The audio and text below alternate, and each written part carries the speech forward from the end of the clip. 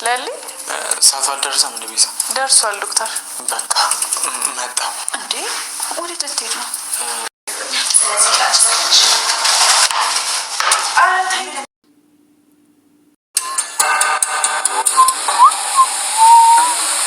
ጃን ምን ቀረሽ? በቃ ልቀቀኝ። እንደዋዛ ልቀቀኝ። በኋላ ብታመጪ ምን እንደሚደርስብኝ እያወቅሽ ልቀቀኝ። የትም አልሄድም እኮ እጅን ፍታልኝና ልቀመጥ። የትም አትሄጂም? ባይሆን እሱ ይሻላል ነው። ለእኔም ለማየም እየኖረች ያለችው። አባዬ ልጅህን ብትሆን እንደዚህ ማድረግ የለብህም እሷ ላይ። እኔም ጋር ደግሞ ከዚህ በኋላ ምንም አይነት ቦታ የለህም አባዬ። አንድ ቀን እንኳን ዞር ብለህ ልጅ የት ነሽ፣ ልጅ የት ወደቅሽ እንኳን ብለሃት የማታቅሰው። ቆይ ግን አንተ እኛን ለመዳር ስትፈልግ ብቻ ነው እንዴ ልጅነታችን የሚታይ? አባዬ እኔም ከዚህ በኋላ ያንተ ልጅ አይደለሁም፣ አባቴም አይደለህም። አንቺ ነሽ እንደዚህ አይነት ንግግር የምትናገሪው? አባዬ የምትሰራው ስራ ነው እንደዚህ ነበር። ይሄ ለዛ ጥሩ ነው እንዴ? ቆይ አንተ ከመቼ ወዲህ ነው ዶክተር የሆንከው? ደግሞ እኮ ላይ እኔ ዶክተር አልሆንም ብለህ ቃል ገብተህልኝ ነበር። እረስተኸው ነው? ቃሌን ስላላከበርኩኝ በጣም ይቅርታ። ግን ደግሞ ይሄን ማወቅ አለብሽ። ከዛ እናትሽ ጋር ወስድሻለሁ። ግን ከዛ በፊት እዚህ ጋር እንድትስመኝ እፈልጋለሁ። ኢላዬ እዚህ ጋር ሳመኝና ከዛ መድኃኒት ወስዳለሁ። ለሊ ይሄ እኮ የስራ ቦታ ነው እንዴ? ኢላዬ ተወዳጁ የአደይ ድራማ በተለመደው ሰዓት ተለቀቀ። እጅግ በጣም አስደንጋጭ ነገር ተፈጥሯል። እንግዲህ እሱም ነገር እንዳያችሁት ከባድ ነበረ። በተለይ ሩጦ ሚይዛት መስሎኝ በጣም ፈርቼ ነበር። አደይ ከእናቷ ጋር ተገናኝታለች። ወደ እናቷም ጋር አብራ ሂዳለች።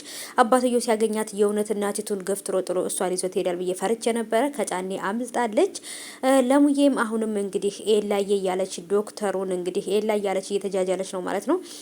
ያለባት የጤንነት ሁኔታ ላይ እንግዲህ በጣም ከባድ ሁኔታ ላይ ያለችው። ባቡሬም እሷን እናቲቱን ያገታትን ልጅ አግቶ አስቀምጦ እንግዲህ እያሰቃየው ነው። አደይም አምልጣለች። ምን የሚፈጠር ይመስላችኋል?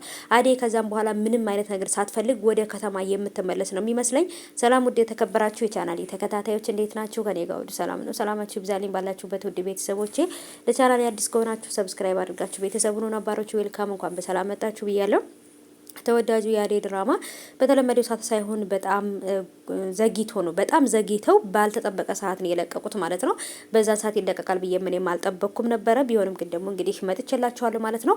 ይሄንን ቻናል ሰብስክራይብ አድርጉ፣ ላይክም አድርጉ ቪዲዮውን ማለት ነው። ሀሳባችሁን ኮሜንት አስቀምጡልኝ። አደይ ስላመለጠች ምን ተሰማችሁ? እስኪ ኮሜንት ላይ አስቀምጡልኝ።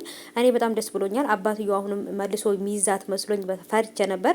ብቻ ግን እናቲቱ ጀግና ናት፣ ይዛት ልጇን ሄዳለች። አደይ ከዚህ በኋላ ምንም ነገር ሳታስብ ወደ ከተማ መመለስ አለባት። ዴቭም አደይ እየደወለች አይደለም፣ ስልክም አታነሳም ምናምን ብሎ በጣም እየተጨናነቀ ነው። ግን መጨናነቅ ብቻ እንጂ ሌላ አማራጮችን እየፈለገ አይደለም። እዛ አካባቢ ያሉ ሰዎችን ወይንም ደግሞ ለብርሃን ለእህቷ ደውሎ ለሆነ ሰው ደውሎ ምን ላይ እንዳለች ማጣራት አለበት ብዬ አስባለሁኝ። ኔትወርክ ነው ብሎ ዝም ማለት የለበትም። ምክንያቱም በጣም ትልቅ ፈተና ውስጥ ገብታለች።